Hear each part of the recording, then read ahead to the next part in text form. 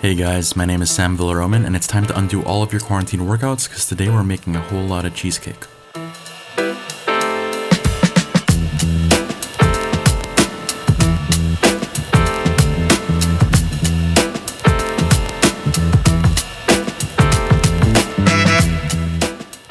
It's amazing how the same cream cheese base can turn into 4 very distinct kinds of cheesecake. The 4 cheesecakes we'll be making today are the gelatin-based no-bake cheesecake, the custard-based classic New York cheesecake and Spanish Basque cheesecake, and finally the Japanese souffle cheesecake. The details of all of these recipes will be linked in a spreadsheet in the description, but in this video I really wanted to make a little baking study on how changing the composition of key ingredients and the method of cooking can completely change the final product. So I'll be flashing up the ratios of ingredients and method of cooking before we get into each one.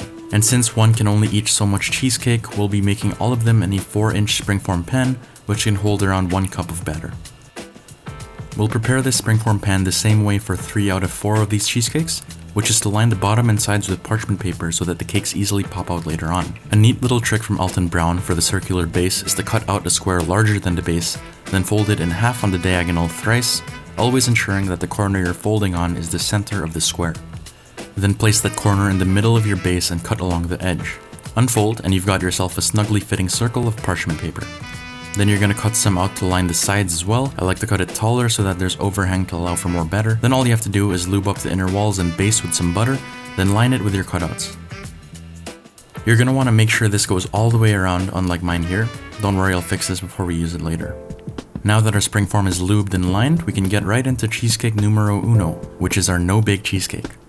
The key structural elements for this cheesecake are the heavy cream, which we're going to whip a whole lot of air into to fluff up our final product, and a little bit of gelatin, which is going to act as a sort of scaffolding to keep our cheesecake standing up straight with its shoulders back. I find that Oreos taste great with this kind of cheesecake, so we'll start by crushing up maybe 10 to 12 Oreos in a Ziploc bag, after which we're going to separate out around half a cup to use as a crust. We don't want to build our cheesecake upon what's essentially dry sand, so we're going to add 1.5 tablespoons of melted butter to bind it more easily into sturdy crust. Scoop that into your springform pan, compress and flatten it out with something like this rolling pin here, and once you have a nice prepared crust, just put it in the fridge to set up. Oh, and you want to be sure to save the rest of your crushed Oreos because we're going to use those as fixins later. For the batter, we're going to start by preparing our gelatin solution, which is basically a teaspoon of gelatin whisked together with 1.5 tablespoons of cold water, which is then microwaved for 10 to 20 seconds or until liquidous like so. We're then going to lay out the rest of our ingredients and leave them alone to go watch a movie with your significant other. A significant other is optional in this case, but the idea is that you want to let all of this come to room temperature, else the cold cream cheese will not incorporate well with the rest of the ingredients. Once it's all come to room temp, you can go ahead and put in 150 grams or 2/3 of a block of cream cheese into the bowl of a stand mixer affixed with a pedal attachment. Or you can also do this by hand or with a hand mixer. Then you're going to want to mix this on its own for a bit to get the cream cheese soft and creamy. You're then going to sift in 60 grams or half a cup of powdered sugar and cream that all together, being sure to scrape down the sides of the bowl as needed.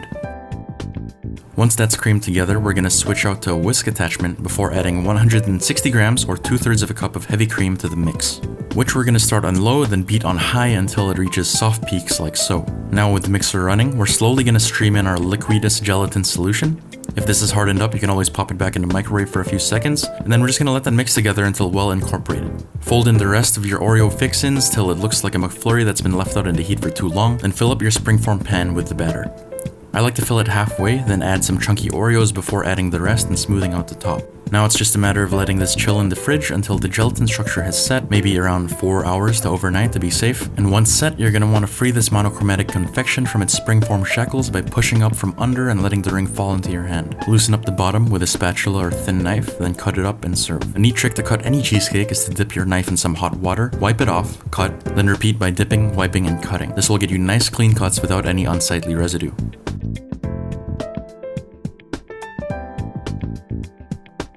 And now to taste. To be honest, I never really liked gelatin cheesecakes that much, because most of the ones that I've had at least were more jelly than they were cheesecake. In this case though, we added just enough gelatin to provide structure to the cake without making the whole thing too jelly-like. So this actually tastes a lot more like a light cookies and cream mousse with a nice fluff to it from the whipped cream. For the effort required, this is definitely a great way to make a quick and deliciously light cheesecake. But what if you're longing for a richer and creamier cheesecake that brings you back to sleepless nights in your tiny walk-up apartment, horns blaring from the streets below and sirens perpetually wailing in the distance? Well, for that, we can turn to the classic New York cheesecake, which as you can see from the ratios is actually more akin to custard. Super creamy from the high proportions of dairy with just a touch of egg to give everything enough structure. Some people like to add flour to their New York cheesecake as insurance to prevent unsightly cracks on the surface, but in my personal opinion, this takes away from the creamy decadence that defines New York cheesecakes and makes the whole thing unpleasantly chalky. These cracks are typically caused by beating too much air into the cheesecake, by overmixing, or by cooking the batter too fast or for too long. We'll protect our New York cheesecake from cracks by treating it like a delicate custard, baking it low and slow in a water bath to ensure the eggs coagulate slowly and evenly. Now, because we're using a water bath, we'll need to augment our springform pan to prevent water from leaking in and giving our New Yorker a soggy bottom. To do this, just double or triple wrap the bottom and sides with heavy-duty aluminum foil and you're good to go. For the crust, we'll be using digestive crackers. Graham crackers are an option too, but I personally like these better. Crush up 4 to 5 crackers like we did with our Oreos, then add a tablespoon of sugar, since these guys aren't as sweet as the Oreos were, then 1.5 tablespoons of butter, which in this case we're gonna add at room temperature and massage into our sweet digestive dust until it resembles wet sand. Load up your springform pan, compress and flatten, and I'm actually gonna add some crust to the sides as well just because I love this stuff so much.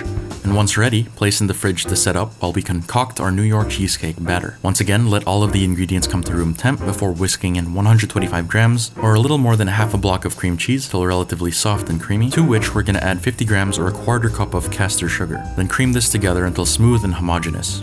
Now, just in case you're wondering, creaming is actually a baking term which means to create lots of little air pockets in fat, like butter or in this case cream cheese, by vigorously mixing it together with the crystalline sugar. This helps to give baked goods a pleasant lightness. However, as I said before, too much air incorporated into the cheesecake batter can result in cracks down the line, so we do not want to overmix this. Just mix it until it all comes together with a smooth consistency and no obvious traces of crystalline sugar are left. Once you reach that point, we're going to add in 60 grams or a quarter cup of sour cream, again mixed till homogeneous, before adding about a half teaspoon of lemon juice and a half teaspoon of vanilla paste or extract. I'll be using paste to get those nice specks of vanilla scattered throughout the cake. Whisk till evenly combined, then add 1 egg, which we're going to slowly incorporate into the batter. We really don't want to overmix this once the egg is added, so just slowly mix everything together until it's evenly combined. Pour that batter into your awaiting digestive crust and then place it into a deep baking tray and tent it with some foil to prevent the top from browning. Place that onto the lowest rack of a preheated oven set to 190 degrees Celsius or 375 Fahrenheit, then pour some boiling water into the baking dish before closing the oven. Let that go for around 45 minutes to an hour or until the sides are set and the center is still a little jiggly. Let that cool to room temp, then remove it from the water bath, chill in the fridge for at least 4 hours to overnight, and once ready, unmold from the pan as before, cut using the same hot water technique and serve.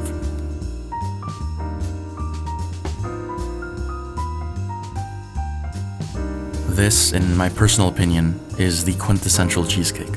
Super creamy, super decadent, with a nice sweet crust encasing the bottom. I implore you to make this at least once in your life, and now I'm gonna have to take this away because I may end up finishing the rest of this before the end of the video. Next up, we've got a contender that's been enjoying newfound fame lately, which is the Basque Cheesecake, or Burnt Cheesecake as some people call it. This crustless cheesecake shares similar stats with the New York Cheesecake in the batter department, with the small addition of flour that's needed due to the massively different cooking style. I believe the flour is added to prevent the proteins in the eggs from coagulating too fast in the high heat, resulting in a scrambled eggsy texture. This one is surprisingly simple too. I'd say on par with the no bake in terms of effort. We're going to start by preparing our springform pan a little differently this time. Lube up the inside, then cut out 2 parchment paper squares big enough to fully line the insides and hang over the top of the pan like so. I find that the easiest way to do this is to crumple up your parchment paper, uncrumple it, then place one inside and ensure it hugs the walls and base. Then place the other on top of that, and that's it. Now for the batter. Start with a familiar process of creaming your cream cheese and castor sugar together, scraping down the sides as needed, then add 1 egg, incorporate, 90 grams or a third of a cup of heavy cream, incorporate, and a half teaspoon each of vanilla and lemon juice, incorporate. Then sift in 5 grams or 2.5 tablespoons of cake flour and 1/8 of a teaspoon of sea salt and mix together until homogeneous.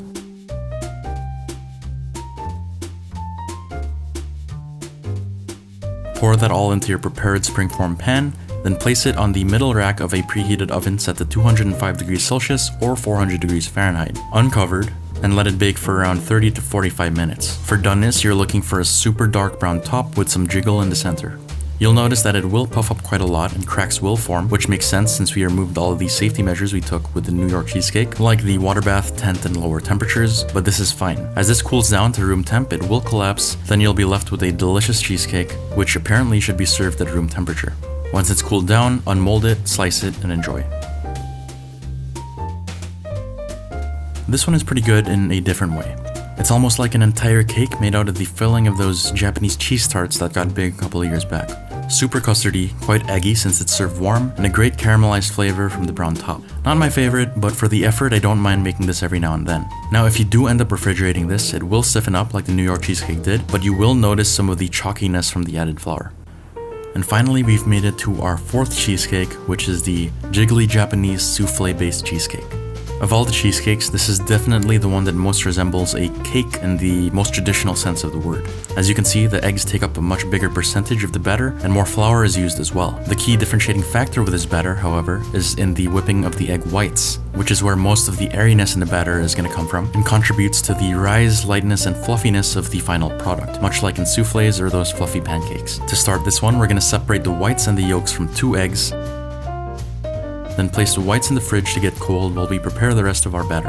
This is the only recipe today where we don't actually need to bring the ingredients to room temp, because we'll instead be melting them together in a bain-marie, or the simple setup of a saucepan filled with some water, topped with another heat-proof bowl. We don't have to do the creaming process for this cake because most of the air bubbles will be provided by the whipped egg whites, so we can instead melt everything together. Once your water is boiling, we're gonna shut off the heat, place our heat-proof bowl on top, and mix together 100 grams or a little less than half a block of cream cheese, 67 grams or a quarter cup of heavy cream, and 20 grams or 1.5 tablespoons of unsalted butter. Mix until homogeneous, then incorporate in the 2 egg yolks.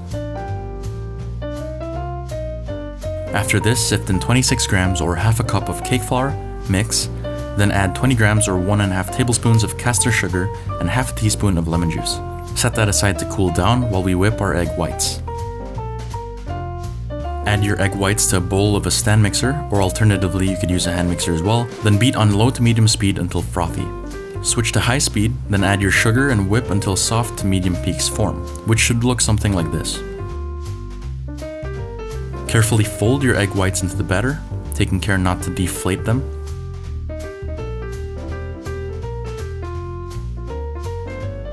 Then pour this into your prepared springform pan. This recipe does call for a water bath, so be sure to line the outside with aluminum foil again. Give it a couple of hard drops on the counter to bring any of the bigger air bubbles to the top to avoid small cracks.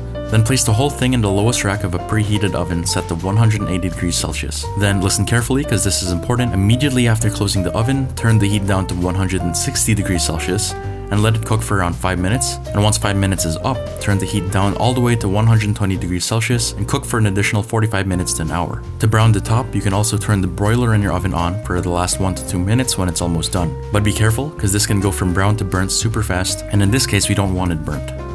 Once that's done, carefully pull it from the oven, trying not to swish around the water too much, then remove it from the water bath and unmold it from the springform pan. Since this is still pretty hot, I found that the easiest way to do this is just to flip the whole thing over onto a plate, then slide the walls off.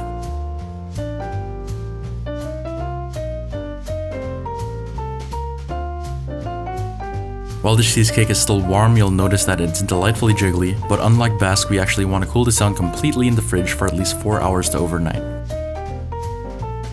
Once cooled, cut it up and enjoy.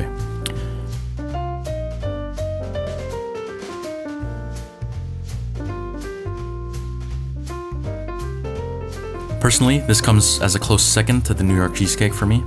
The whipped egg whites give it a super light and spongy melt-in-your-mouth consistency, while at the same time maintaining a richness that the no-bake cheesecake didn't have. This one is on the slightly more complicated side, but I highly recommend giving it a shot. So there you have it guys, 4 kinds of cheesecake. I hope you learned something from this little experiment, and it's amazing to see how many possibilities arise from simply mixing the same ingredients in different proportions and baking with variables like water baths and whatnot. It just goes to show how vast the world of baking is, and how much there is to explore and experiment with. If you do end up trying any of these cheesecakes, I'd love to see them on Instagram. Tag me at sam.villaroman. And as always, if you enjoyed this video and want to see more like it, don't forget to like and subscribe. And I think I've had my fill of cheesecakes for a while, so I'm gonna pass these to my girlfriend to share with her housemates after going on a much needed jog.